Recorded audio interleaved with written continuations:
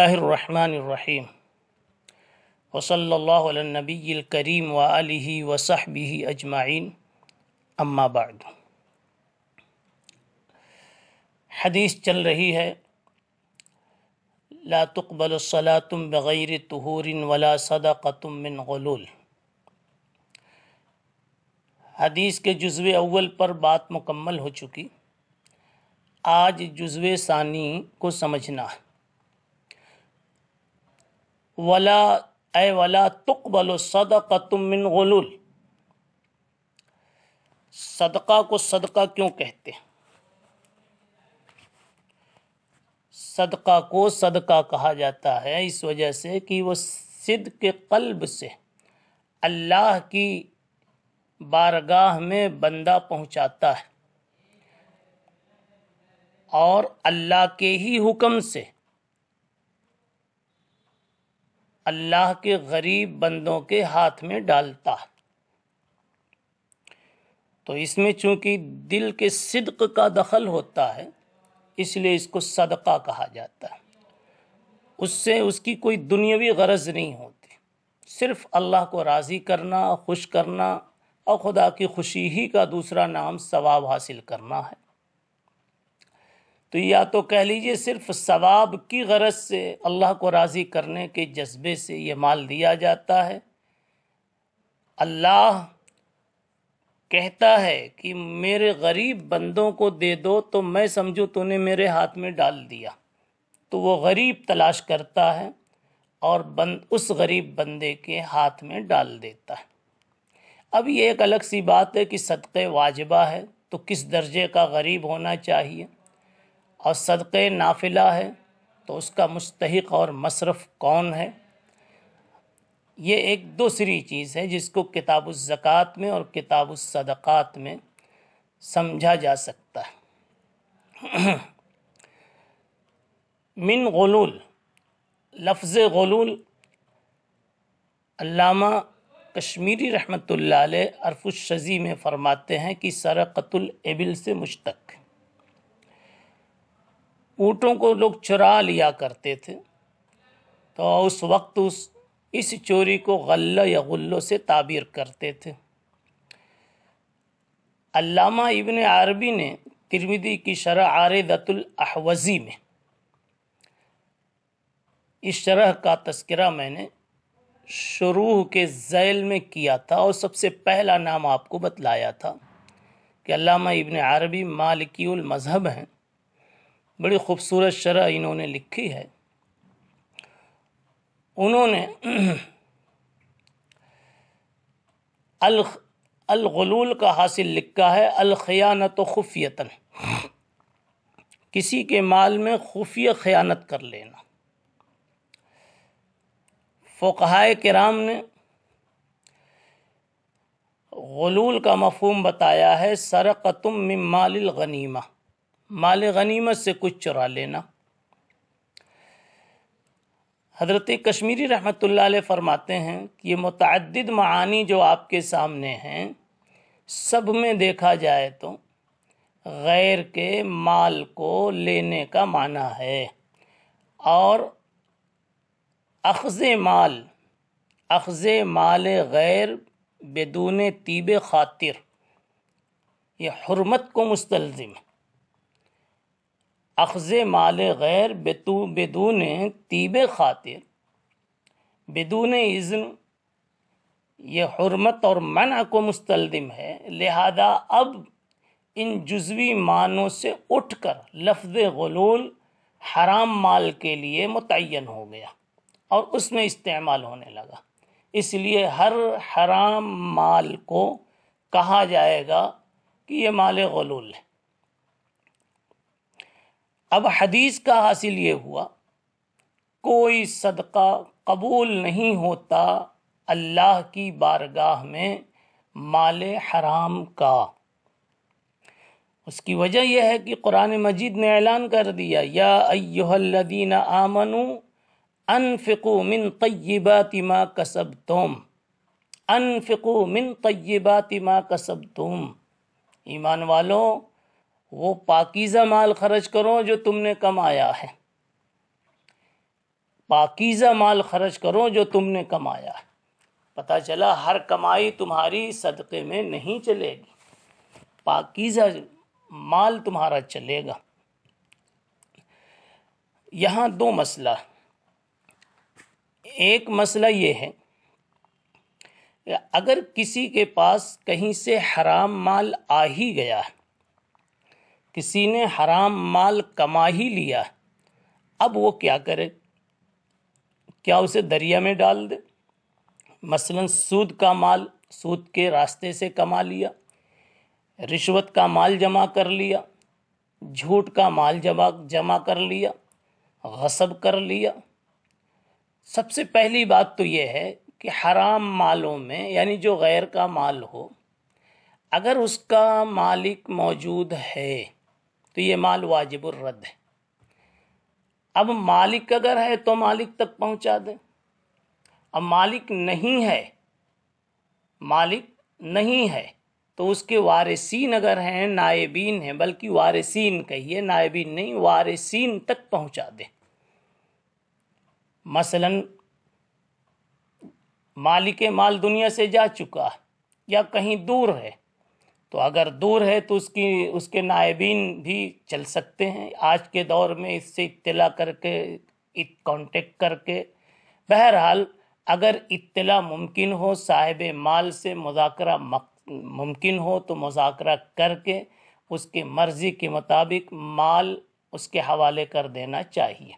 اور اگر وہ دنیا سے جا چکا ہے تو پھر اس کے وارثین سے بھی اسی قسم کا اگر امکان ہے اور ملنا ممکن ہے تو مذاکرہ کر کے پھر وہاں وارثین تک وہ مال پہنچا دینا چاہیے۔ اور اگر پتہ ہی نہیں کہ اس کا مالک کون ہے، مالک کہاں گیا، زندہ ہے یا مر گیا، یا وارثین کون ہیں بالکل لاپتہ ہے، یا کچھ ایسا مال ملا جس کے مال کے بارے ہی میں پتہ نہیں کہ وہ کون ہے، اور اس نے دبا لیا اور پاس رکھ لیا، تو اس قسم کے بہرحال جو بھی آپ اپنی جگہ پر یہ مزید مطالعہ کر لیجئے گا، حرام مال جس کسی نوعیت کا بھی کسی کے پاس جمع ہو جاوے، اب وہ صدقہ آپ نہیں کر سکتے ہیں، تو پھر کریں گے کیا؟ اس کا جواب یہ ہے کہ وہ مال پھینکا نہیں جائے گا، وہ مال جلایا نہیں جائے گا، اس لیے کہ شریعت اضاعت مال کی قائل نہیں ہے، اضاعت مال کی اجازت نہیں دیتی۔ یہ مال جیسے بھی ممکن ہو شریعت کی روشنی میں، شریعت کی ہدایت میں کام میں لایا جائے گا۔ شریعت یہاں پر یہ کہتی ہے، علامہ ابن قیم رحمۃ اللہ علیہ فرماتے ہیں کہ ایسا مال صدقہ تو کر دیا جائے گا لیکن ثواب کی نیت سے نہیں، بلکہ صدقے کا لفظ بھی ہٹا لیجئے، اس لیے کہ صدقے میں ثواب کی نیت معتبر ہوتی ہے، جبھی اس کو صدقہ کہتے ہیں۔ اگر ایسے کسی کو دے دیا تو یہ ہدیہ ہے، محبت میں، تعلق میں یہ ہدیہ ہے، اور اللہ سے ثواب لینے کے جذبے سے دیا، اگرچہ کہ آپ کے ہر عمل میں ثواب ملے گا اگر اس میں شر کا پہلو نہیں ہے، معصیت کا پہلو نہیں ہے، کسی کا نفع کا پہلو ہے یا نفع کا جذبہ شامل ہے، تو آپ کو ثواب تو ملنے والا، ہدیے پر بھی آپ کو ثواب مل جاتا ہے، لیکن وہاں ثواب لینا مقصود نہیں ہوتا، وہاں تو جس کو ہدیہ دے رہے ہیں اس مہدی الیہ کی محبت پیش نظر ہوتی ہے۔ اب آپ سمجھیں، ثواب لینے کے جذبے سے جو مال دیا جائے وہی صدقہ بنتا ہے، اور حرام مال اس قابل نہیں ہے کہ اس کے ذریعے سے ثواب حاصل کیا جائے یا اس کو اللہ کی بارگاہ میں پیش کیا جائے۔ اللہ کہتے ہیں میں طیب ہوں تو میرے پاس طیب ہی مال آنا چاہیے، یصعد الیہ الکلم الطیب، اس کی بارگاہ میں پوری بری بات نہیں چلتی تو برا مال کیسے چلے گا؟ الغرض یہ مال صدقے کی نیت سے نہیں دیا جائے گا۔ علامہ ابن قیم رحمۃ اللہ علیہ نے فرمایا ایسا مال صرف اس نیت سے دے دیا جائے غریبوں کو کہ اللہ نے ہماری اپنی ملکیت سے نکال کر غریب تک پہنچانے کا حکم دیا، تو گویا آپ یہ کہیے ملکیت سے نکالنے کا دو راستہ ہے، ایک بنیت تصدق، اور ایک بنیت امتثال شرع۔ تصدق کی نیت سے تو یہ مال نہیں دے سکتے، لیکن شریعت نے نکالنے کا حکم دیا ہے، اس لیے یہ دوسری راہ اختیار کی جائے گی، یعنی بنیت امتثال شرع کی شریعت نے کہا ہے، اس لیے اس مال کو نکال کر غریب تک پہنچا دیا جائے گا۔ مثلا آپ کے پاس ڈھیر سارے سود کے مال ہو گئے، رشوت کا پیسہ ہے، اب آپ ایسے پیسوں کو آپ غریبوں تک زکوٰۃ کے مصارف، یہ ہے مراد غریب، اس کے غریب سے یہ مراد ہے، تو ایسی جگہوں پر آپ یہ رقم پہنچا سکتے ہیں، ثواب کی نیت نہیں کریں گے۔ پھر علامہ ابن قیم رحمۃ اللہ علیہ نے ایک بات اٹھائی کہ ثواب کی نیت تو نہیں کی جائے گی، لیکن ثواب ملے گا یا نہیں؟ تو علامہ فرماتے ہیں کہ اللہ کی رحمت سے امید ہے کہ ثواب بھی ملے گا، گو ثواب کی نیت نہیں کی جائے گی۔ اب میں نے ابھی کہا کہ ثواب کا معاملہ تو عجیب ہے کہ آپ کا کوئی عمل بھی اگر شر اور ضر اور معصیت پر مشتمل نہیں ہے تو یقیناً اللہ اس پر ثواب دیتے ہیں، اور جس عمل سے کسی بندے خدا کو نفع ہو جاوے تو اس پر تو اور بھی ثواب ملے گا۔ تو ثواب ملنا اور ہے، اور ثواب پانے کی نیت سے کرنا اور ہے۔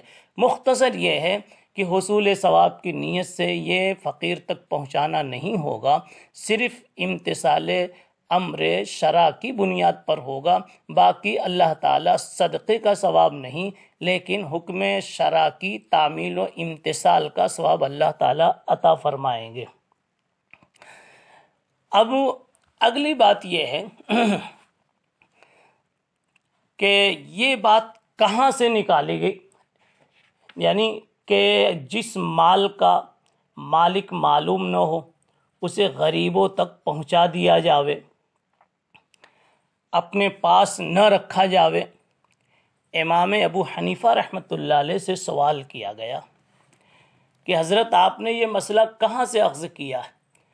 تو امام ابو حنیفہ رحمۃ اللہ علیہ نے فرمایا، عاصم ابن کلیب کی ایک حدیث ابو داؤد میں، سنن ابو داؤد میں موجود ہے، کتاب البیوع باب فی اجتناب الشبہات میں، باب فی اجتناب الشبہات، سنن ابو داؤد میں امام ابو داؤد رحمۃ اللہ علیہ نے ایک واقعہ چھوٹا سا لکھا ہے، اس سے میں نے یہ مسئلہ اخذ کیا۔ واقعہ یہ ہے کہ ایک عورت نے نبی پاک صلی اللہ علیہ وسلم کی دعوت کی، گوشت بنایا، آپ جب گوشت تناول فرمانے لگے تو ایسا لگا آپ کو اللہ کی طرف سے بات منکشف ہو گئی کہ بکری مالک کی اجازت کے بغیر ذبح کی گئی۔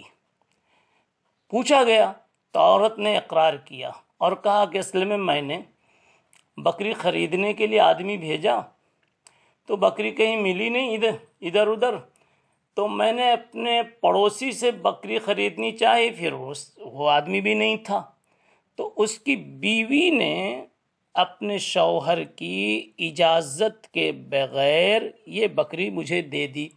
تو بکری تو ذبح ہوئی لیکن مالک جو تھا اس کی اجازت کے بغیر، تو آپ صلی اللہ علیہ وسلم نے فرمایا اطعمیہ الاسارا، یہ میں نہیں کھا سکتا، یہ تو چیز واجب التصدق ہو گئی، لے جاؤ جو قیدی جیل خانے میں پڑے ہوئے ہیں ان قیدیوں کو کھلا دو، اس لیے کہ ایسے مال کے یہی مستحق ہے۔ بات کیا سمجھ میں آئی کہ اس سے امام ابو حنیفہ رحمۃ اللہ علیہ نے اخذ کیا ہے کہ جو مال آپ کے ہمارے کام کا نہیں ہے وہ ایسے حضرات کے جو مستحقین زکوٰۃ ہوتے ہیں، ایسے لوگوں کے کام کا یہ مال ہوتا ہے۔ ایک بات یہاں پر آپ بھی سمجھیں اور اپنے گاؤں میں بھی لوگوں کو سمجھا دیں، مدارس والے، مساجد والے، دینی رفاہی کام کرنے والے خصوصاً اس مسئلے کو بڑے دھیان سے سمجھیں کہ اگر کسی انسان کے مال کا حرام ہونا یقین کے ساتھ معلوم ہے اور وہ آپ کی مسجد میں لا کے، مدرسے میں لا کے دیتا ہے، تو پہلا کام ہے کہ ایسا مال قبول نہ کیا جاوے۔ اس لیے کہ لا تقبلو لا صدقۃ من غلول، اے لا تقبل صدقۃ من غلول، قبول نہ کیا جائے۔ اور دوسری بات یہ کہ اگر آپ نے لے ہی لیا اور یہ غلطی کی اور آپ جانتے ہیں کہ حرام ہے اور اس پر بھی اس کو جزاک اللہ کہہ رہے ہیں اور اس کو ماشاء اللہ سبحان اللہ کی داد دے رہے ہیں، تو علامہ شامی رحمۃ اللہ علیہ نے ظہیریہ کے حوالے سے لکھا ہوا کہ ایسے آدمی کے تو ایمان پر بھی خطرہ، ایسے آدمی کے ایمان کے سلسلے میں خطرہ ہو جاتا ہے۔ علماء نے، بلکہ بعض علماء نے تو صراحت کر دی ہے کہ جانتے ہوئے حرام مال کے دینے پر، صدقہ کرنے پر اگر کوئی جزاک اللہ سبحان اللہ ماشاء اللہ کہتا ہے تو اللہ کا نام بے جگہ استعمال کیا، بلکہ گندی جگہ استعمال کیا، اس لیے ایسا سب کافر ہو جاتا ہے۔ میں یہ نہیں کہتا کہ آپ سب کو کافر کہتے چلیں، ایسے موقع پر ضرور مفتیوں کی طرف، وقت کے محققین علماء کی طرف، فقہ کی طرف ضرور مراجعت کر لیں، بلکہ خود آپ نے ایسا کیا ہے تو آپ اپنے طور پر مراجعت کر لیں کہ کہیں میرا نکاح تو نہیں چلا گیا ایمان کے ساتھ ساتھ۔ بہرحال ایک بہت عظیم بات، حتیٰ کہ میں نے کہا علامہ شامی رحمۃ اللہ علیہ نے تو یہ بھی لکھا ہے کہ اگر حرام مال کو یہ جانتے ہوئے کہ حرام ہے پھر بھی تصدق کی، صدقے کی نیت سے دے رہا ہے، صدقہ جس نیت سے دیا جاتا ہے اسی صدقے کی نیت سے حرام دے رہا ہے، تو ایسے شخص کا ایمان بھی خطرے میں پڑ جاتا ہے۔ اس لیے بڑا اہم معاملہ ہے۔ وَلَا صَدَقَةٌ مِّن غُلُولٍ۔ اب اگلی بات ذرا تھا دھیان سے سنیں۔ قال حناد فی حدیثہ، ایک بات اور بھی یہاں سن لیجئے، آپ کے بینکوں میں جو سود کا پیسہ آپ کے نام پر بنتا ہے، آپ اس کو اپنے واجبی ٹیکس میں نہیں دے سکتے، اس کا کیا مصرف ہے وہ ہم بتا رہے ہیں۔ پوچھتے ہیں بعض مرتبہ کہ اس کو ٹیکس میں دیا جا سکتا ہے؟ آپ سمجھیں، جو آپ پر واجبی خرچ ہے سرکار کی طرف سے، واجبی ٹیکس ہے، بجلی ٹیکس، سڑک ٹیکس وغیرہ وغیرہ، اس طرح کے جو واجبی ٹیکس ہیں، یعنی جو منفعت آپ لے رہے ہیں سرکار سے، اس کے بدلے میں سرکار آپ سے کچھ وصول کر رہی، تو اس کے بدلے میں آپ کو اپنا مال دینا پڑے گا۔ یہ سود کا پیسہ آپ اس میں استعمال نہیں کر سکتے۔ اور اگر کوئی غیر واجبی ٹیکس ہے جس کی شرع کی روشنی سے جو ٹیکس آپ پر عائد نہیں ہوتا، ایسے کسی ٹیکس میں آپ اگر ایسا سود کا پیسہ دینا چاہیں تو دے سکتے ہیں، لیکن میں آپ سے کہوں گا کہ ایسے موقع پر آپ اگر مبتلا ہیں تو اپنے طور پر فیصلہ کرنے کے بجائے قریب کے کسی مفتی سے آپ اس میں ضرور مراجعت کر لیں۔